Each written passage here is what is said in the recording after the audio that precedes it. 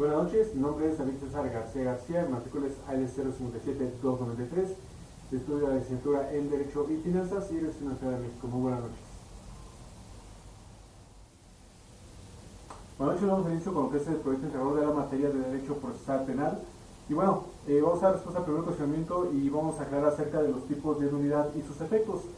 Recordemos que en todos los juicios, sobre todo la cuestión en la defensa, cuando un abogado va a defender a un presunto delincuente, lo primero que debe hacer es verificar los procedimientos que se siguieron para poder aprehender al sujeto, ¿verdad? O sujeto, ya sea persona, sexo masculino o sexo femenino. Ellos, primeramente, lo que nosotros, como abogados defensores, podemos verificar si las autoridades procedieron conforme a derecho y de ahí podemos determinar si existe alguna nulidad, sobre todo al violar los derechos humanos de las personas, aunque sean delincuentes. Bueno, propiamente la nulidad ocurre cuando, en este caso, un procesal viola los derechos humanos y no cumple con las formas legales esenciales. Vamos a recordar que, por ejemplo, cuando se aprende a una persona que cometió o es algún delito, ¿verdad?, se le tienen que dictar todos sus derechos para que, bueno, él pueda ser procesado, ¿verdad? Inicialmente tenga derecho a un abogado, a una llamada y pues prácticamente se pueda llevar a cabo lo que es el procesal. Un acto procesal pues obviamente puede representar una nulidad absoluta. Una nulidad absoluta es cuando se produce por la violación de derechos fundamentales, como la tortura. Por ejemplo, si un delincuente, o muchas veces nosotros como ciudadanos normales podemos pensar que una autoridad trata mejor a un delincuente que a una víctima. Lo que pasa es que no es esa situación. Si nosotros, como autoridades, procedemos de una manera no apegado a derecho en cuestión de derechos humanos y maltratamos al delincuente, este puede salirse con la suya y puede salir libre manifestando que nosotros, en este caso como autoridades, pues no procedimos de la manera adecuada. Y en efecto, pues el acto no procede, no puede ser saneado ni convalidado, pues prácticamente damos pie a que la defensa pueda sustentar sobre ese hecho y poder obtener la libertad de este delincuente. Y bueno, la nulidad relativa. La nulidad relativa ocurre por defectos de forma que no vulneran, en este caso, los derechos esenciales. Quiere decir que, bueno, hay ciertos aspectos, ¿verdad?, en este caso que se llevaron a cabo, pero no son determinantes para continuar con el juicio y que esa persona sea procesada y, en este caso, sancionada y, bueno, obviamente que pueda terminar bajo presión, en prisión. El efecto pues puede ser saneado, corregida y convalidada si las partes no se oponen, pero vamos a pensar que a lo mejor algún efecto o una causa no genera tantos efectos y, bueno, se puede proseguir con el juicio pues prácticamente. Y los efectos generales, ¿verdad?, hablamos que son una declaración de nulidad invalidada el acto efectivo y los actos posteriores. El acto afectado y los actos posteriores, por ejemplo, vamos a pensar que si una persona, un abogado en defensa de un delincuente dice, ¿sabes qué?, pues no le diste los derechos. Ok, de alguna manera a lo mejor se cometió algún error y se desestima esa situación, pero por ejemplo puede haber algunas evidencias que estas el juez pues de alguna manera sí las hace efectivas y pues en este caso se vincula al proceso y se sigue con el juicio. Pues prácticamente estamos hablando de los tipos de nulidad y sus efectos. El siguiente cuestionamiento tiene que ver con determinar qué es una prisión preventiva y cuáles son sus excepciones. Bueno, prácticamente una prisión preventiva es cuando, bueno, obviamente se comete un delito y en este caso, dependiendo del tipo de delito que se haya cometido y de las evidencias que se tengan sobre la gravedad de pues puede determinar, por ejemplo, el juez si es necesario que el delincuente permanezca en prisión y en lo que se esclarece el asunto, ¿verdad? Se hacen todas las indagaciones o investigaciones.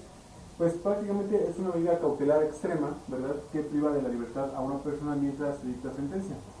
Estamos hablando que hay una prisión preventiva oficiosa, en este caso por el tipo de delito, como mencioné hace un momento, si es un homicidio doloso, si es, en este caso, delincuencia organizada o algo criminalmente justificado.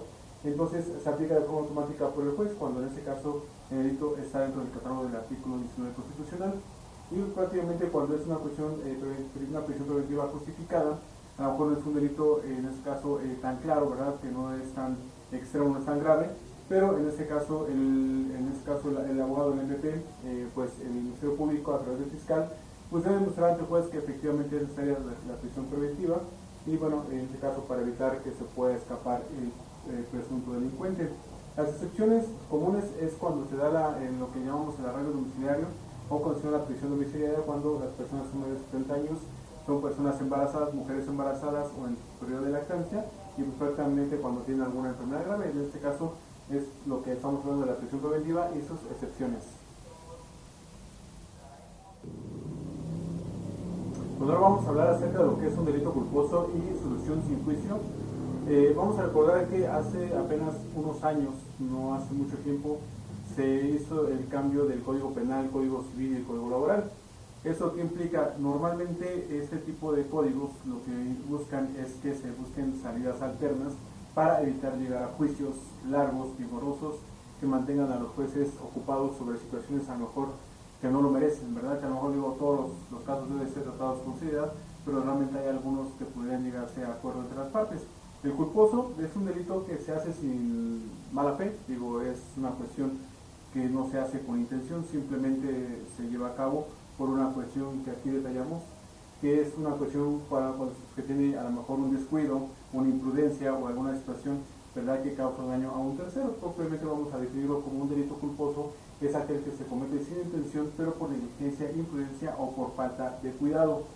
Este tipo de delitos puede llevarse a cabo, se puede llevar a cabo para salir de ellos, ¿verdad?, para poder, en este caso, reparar un daño, una solución sin juicio, como estos delitos permiten salidas alternas como los acuerdos reparatorios, que es una cuestión bilateral, ya que en este caso tanto la víctima como la persona que cometió el acto delictivo, pues en este caso de manera culposa, llegan a un acuerdo de cómo reparar el daño. Es una cuestión bilateral, un acuerdo entre ambas partes, y la suspensión condicional del proceso es una cuestión unilateral, en donde en este caso el que comete el delito pues realiza un plan y llega y se compromete pues prácticamente a reparar el daño sin necesidad de llegar a un juicio. Pues prácticamente el delito culposo, ¿verdad?, a diferencia del doloso, es precisamente esa cuestión, que el culposo será sin intención, pero de todos modos se tiene cierta culpabilidad, a diferencia del doloso, donde sí se tiene intención de dañar a alguien, prácticamente. Y con esto, bueno, aclaramos prácticamente lo que es un delito culposo y la solución sin juicio.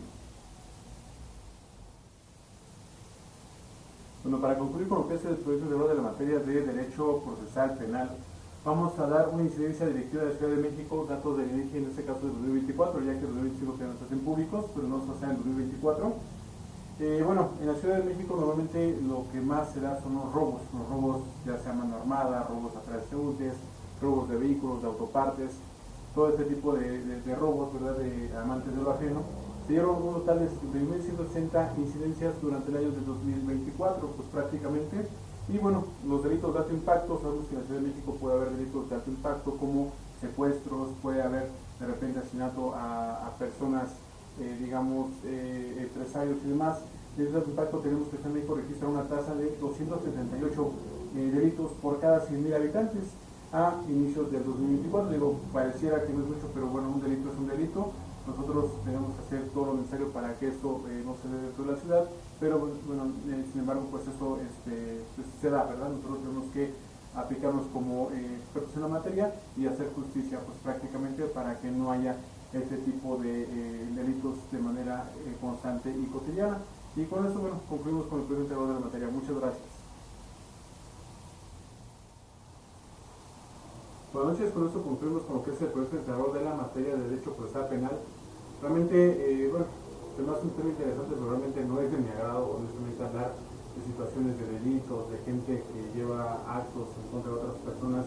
Realmente yo soy más proactivo, más de empresa, más de buscar soluciones, más de encontrar lo mejor de las personas. Digo, es parte de la carrera, lo tengo que atender, pero honestamente, entre más alejado esté de estos temas, para mí es mucho mejor, aunque de manera personal conocer mis derechos y obligaciones, pues siempre me va a aportar algo diferente. Muchas gracias, muy buenas noches.